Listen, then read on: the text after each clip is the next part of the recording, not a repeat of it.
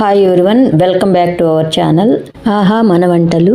High proteins, fibre, లో fats, omega 3 fatty acids, minerals, ఇన్ని పోషకాలున్న soya chunks తోటి tasty recipe ఎలా చేసుకోవాలో చూద్దాం. ఫస్ట్ ఒక కప్పు సోయా చంక్స్, గ్రామ్స్లో చెప్పాలంటే 150 గ్రామ్స్ అండి. ఒక గిన్నెలోకి తీసుకొని కొద్దిగా ఉప్పు వేసి 2 సార్లు కడిగితే అందులో లైట్గా స్మెల్ ఉంటుందండి, సోయా స్మెల్, అది పోతుంది. ఇప్పుడు వీటిని మరిగే నీళ్ళల్లోకి వేసుకొని ఒక పొంగు వచ్చేటట్టు బాయిల్ చేయాలి. ఇప్పుడు ఇవి ఉబ్బి స్పాంజ్ లాగా సాఫ్ట్గా ఎంత బాగా వచ్చాయో చూడండి. ఇప్పుడు ఇందులో ఉన్న నీళ్లు మొత్తం వంపేయాలి. అందుకోసం ఒక చిల్లులు ప్లేట్లోకి పోసుకుంటే మొత్తం నీళ్ళు మొత్తం విప్పిపోతాయి. ఇప్పుడు వీటి మీద చల్లటి నీళ్లు పోసి కొంచెం కొంచెంగా చేతిలోకి తీసుకొని పిండి మళ్ళీ వేరే బౌల్లోకి వేసుకోవాలి. లైట్గా ప్రెస్ చేస్తూ పిండాలండి, లేకపోతే అవి నలిగిపోతాయండి. ఇప్పుడు చూస్తున్నారు కదా, జాగ్రత్తగా కొద్దిగా తీసుకొని లైట్గా ప్రెస్ చేస్తే అందులో ఉన్న వాటర్ అంతా వచ్చేస్తుంది.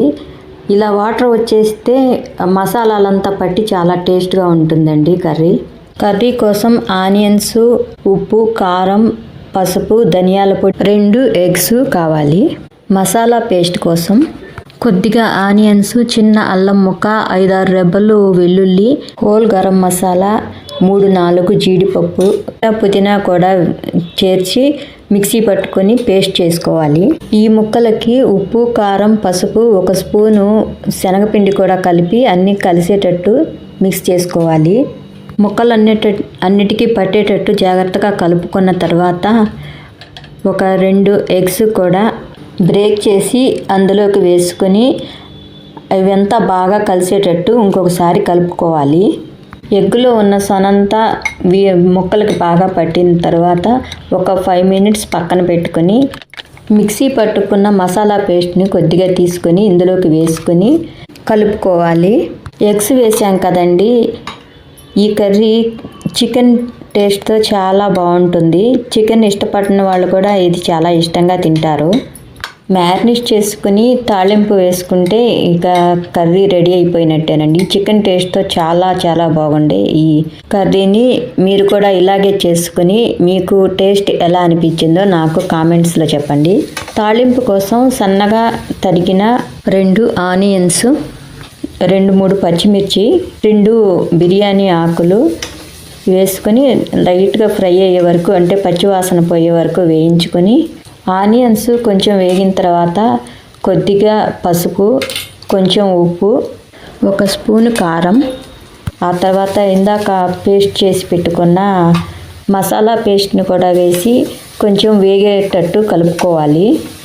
ఇక లాస్ట్లో ఫైనల్గా మనం మ్యారినేట్ చేసి పెట్టుకున్న సోయా చంక్స్ని కూడా ఇందులోకి వేసుకొని బాగా ఫ్రై చేసుకోవాలి. కొంచెం వేగిన తర్వాత మధ్య మధ్యలో కలుపుతూ అడుగంటకుండా వేయించుకోవాలి. ఇప్పుడు అన్నంలోకి గ్రేవీ లాగా కావాలంటే కొంచెం వాటర్ ఈ టైంలో యాడ్ చేసుకోవాలండి. మీకు కొంచెం పులుపు కావాలంటే టమాటో పేస్ట్ కూడా కొంచెం యాడ్ చేసుకొని ఉడికించుకుంటే అన్నంలోకి కూడా చాలా బాగుంటుందండి. ఇలాగే స్నాక్ లాగా తినాలి, లేదంటే సైడ్ డిష్ కింద తినాలి అంటే ఇలాగే ఫ్రై చేసుకొని నిమ్మరసం పిండుకొని తినేయచ్చు.